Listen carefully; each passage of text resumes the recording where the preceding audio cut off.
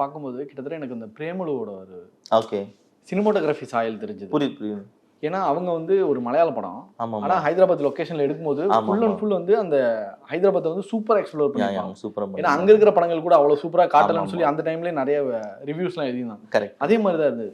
ஒரு தெலுங்கு படம் தமிழுக்கு வந்து இதை நான் தெலுங்கு படம் சொல்லல, நான் சொல்றேன். இல்ல இதை நான் ப்ரோமோட் பண்ணிருக்கீங்க, அதனால சொல்றேன்.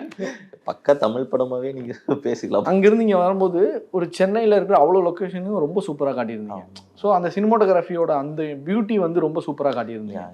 அதுதான் என்னன்னா நாங்க ஃபர்ஸ்ட் இன்னும் சொல்ல போனா இது நாங்க பிரேமலுக்கு முன்னாடி எழுதின கதை. ஓகே. ஸோ பிரேமலுக்கு முன்னாடி எழுதுனதுக்கு அப்புறம் பிரேமலு வந்துருச்சு. வந்ததுக்கு அப்புறம் ஆப்வியஸா எங்களுக்குள்ளாரே ஒரு டிஸ்கஷன் போவோம். ஏன்னா அவங்களும் ஒரு 2 மலையாளிஸ் வந்து ஹைதராபாத்ல இருக்கிற அந்த வாழ்வியல் தானே காமிச்சிட்டு இருக்காங்க. ஸோ அப்போ யோசிக்கும் போது இது நம்மள மாதிரி இருக்காதா, அப்படி இப்படி யோசிச்சு நம்மளும் இதே தானே பண்றோம் அப்படின்ட்டு.